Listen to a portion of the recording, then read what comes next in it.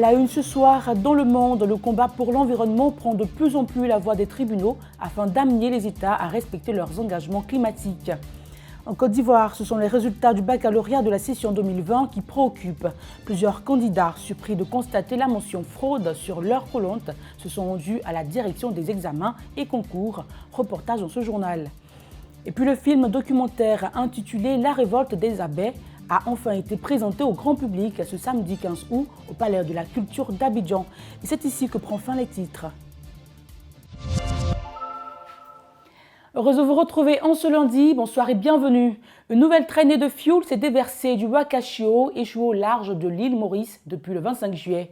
Entre 800 et 1000 tonnes de fioul se sont échappées depuis et ce samedi 15 août, le Wakashio s'est brisé, suivant ces images soutenues par le commentaire de Nancy Toubon.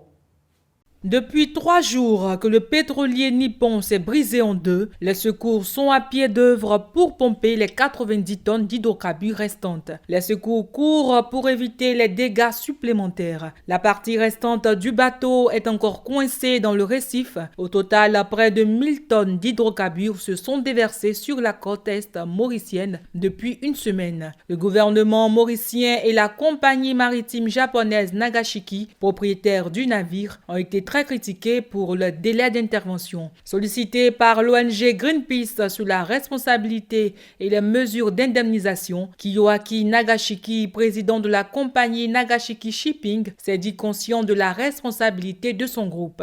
Il faut rappeler qu'une enquête est en cours sur les raisons pour lesquelles le navire a été dévié de sa route. Depuis le début de cette catastrophe écologique, des milliers de volontaires ont afflué sur la côte est mauricienne pour contenir la marée noire. Dans le monde, le combat pour l'environnement prend de plus en plus la voix des tribunaux. Ils luttent contre les rejets d'hydrocarbures, les projets hydroélectriques, les industriels massifs et autres substances toxiques. Et depuis quelque temps s'ajoute la lutte contre les entreprises et les États qui ne respectent pas leurs engagements climatiques. Henri Nyomké.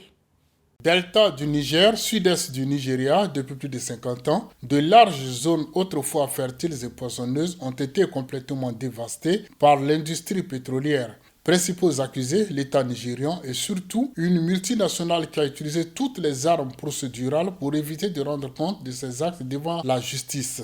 C'est dans ce contexte que se multiplient aujourd'hui les procès devant les juridictions internationales contre les compagnies pour les forcer à reconnaître, réparer ou prévenir les pollutions sur les chantiers qu'elles exploitent. Plus d'1 millier de procès de ce type seraient en cours à travers le monde avec quelques victoires retentissantes comme aux Pays-Bas en 2015 où une cour a demandé au gouvernement néerlandais de revoir ses objectifs en matière de gaz à effet de serre. Plus récemment, le 31 juillet dernier, c'est le gouvernement irlandais qui a été prié par la Cour suprême irlandaise de revoir sa copie en matière de lutte contre le réchauffement climatique.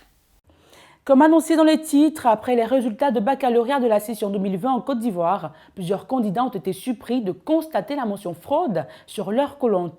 Ce lundi 17 août 2020, les élèves ainsi que leurs parents se sont rendus à la direction des examens et concours pour en savoir davantage. Je vous propose de suivre ce reportage de Denis Kouman.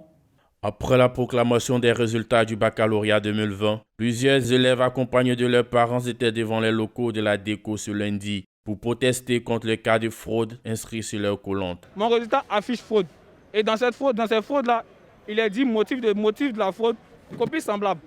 Mais il s'avère que dans mon massage, je suis le premier banc.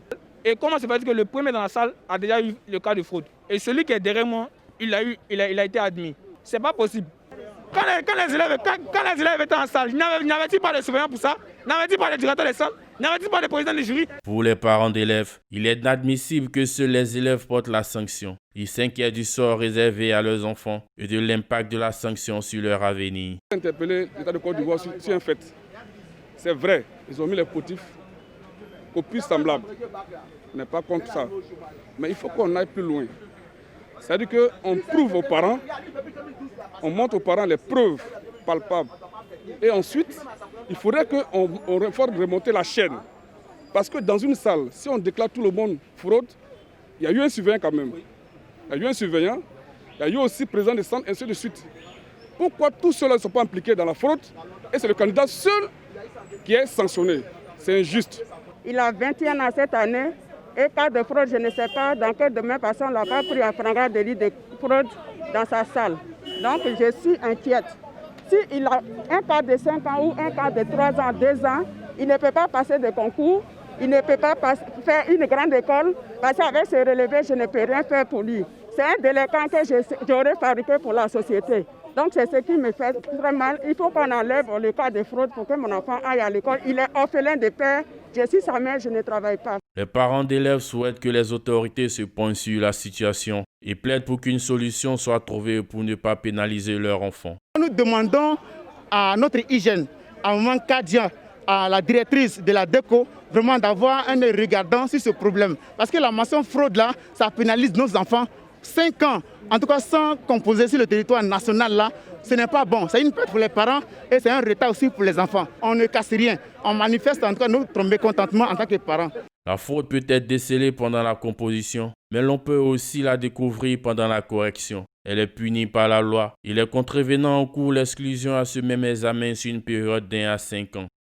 Bilan lourd du côté de la Sotra, société des transports abidjanais, 4 autobus abîmés et 1 incendié. La Sotra fait les frais des récents mouvements de protestation en Côte d'Ivoire contre la candidature à l'élection présidentielle d'octobre 2020 du président Alassane Ouattara. Ces actes ont été recensés à Yopougon et Gonzagueville. La Sotra invite alors les populations à faire preuve de civisme en faisant la préservation des autobus une préoccupation pour tous. Toujours en Côte d'Ivoire, 30% des informations sur la Covid-19 dans les médias classiques et 70% sur les réseaux sociaux diffusés dans la période du 30 mai au 31 juillet 2020 étaient fausses. Le réseau des professionnels de la presse en ligne a alors sorti un rapport d'enquête de mai à juillet visant à lutter contre le phénomène. Le rapport dans cet élément de Christian Gokra. La Covid-19 se transmet par les flatulences. Le soleil soigne le virus. Ou encore, il ne tue pas les Africains. Autant de fake news repérées par le réseau de la presse en ligne pendant son enquête. Ces informations mensongères et bien d'autres se retrouvent dans 70% des cas sur les réseaux sociaux. Le reste provenant des médias ivoiriens traditionnels. Durant ces 3 mois, l'organisation n'a pas uniquement compilé. Elle a aussi utilisé les experts de l'OMS pour vérifier et diffuser des rectificatifs. L'enjeu est important car les fake news entraînent parfois des drames. Lassina Sermé, président du réseau, cite ces mouvements de panique lorsque des cas étaient signalés de façon erronée dans une zone, ou encore la destruction des centres de dépistage à Yopougon, car les gens pensaient que le gouvernement déployait ces centres pour y amener des malades. Le rapport remis au gouvernement fait des recommandations comme une campagne d'éducation aux médias, la promotion de la vérification des faits ou encore la collaboration entre journalistes. Une enquête similaire est en projet pour la période électorale. L'Afrique du Sud allège ses mesures. Le pays connaît une baisse de cas confirmés de coronavirus depuis la mi-juillet. Il est passé d'un pic de 12 000 cas par jour à environ 5 000 ces dernières semaines. Eh bien, ce déverrouillage supprime presque toutes les restrictions à l'activité économique. Il permettra les voyages interprovinciaux ainsi que la vente de cigarettes et d'alcool. Rappelons toutefois que l'Afrique du Sud est le 5e pays le plus touché au monde, avec plus de 5 883 000 cas de contamination et 11 600 décès. En Sierra Leone, le paludisme chez les enfants atteint son pic. L'ONG Médecins sans frontières affirme avoir reçu 40% de patients en moins depuis fin mars. Et oui, la pandémie à coronavirus a le plus inquiété les populations. Pourtant, en Sierra Leone, un enfant sur 5 meurt du paludisme avant l'âge de 5 ans. Terminons en culture. Le samedi 15 août, le film documentaire intitulé « La révolte des abeilles » a fait sa sortie et a été présenté au grand public. Le commentaire avec Nancy Toubon. Le peuple abeille est prêt à tout pour préserver sa dignité. C'est ce que tous les cinéphiles présents à cette grande première retiennent de ce film documentaire produit par Miss Production de Marie-Sylvia Amonchi, une jeune ivoirienne originaire de la région. Film de 52 minutes réalisé par Serge Kouakou et Herman Ingesson, de novices du 7e art qui ont démontré tout leur talent. Dans cette production, l'histoire de ce peuple réapparaît avec la colonisation de l'Afrique, de la Côte d'Ivoire et de la région de l'Agné-Bitiassa, avec en point de mire la description des lieux symboles de la résistance que sont le mausolée de Rubino, le pont de passage du chemin de fer et bien d'autres sites. Le film repose également sur le témoignage de nombreux sachants qui permettent de mieux comprendre l'histoire de ce peuple. Après le palais de la culture, la révolte des abeilles sera projetée à Agboville avant de rentrer dans tous les circuits de diffusion à travers la Côte d'Ivoire. Et c'est la fin de ce journal. Il vous a été proposé par l'ensemble de la rédaction. Merci pour votre fidélité et excellente suite de programme à vous sur la chaîne des consommateurs.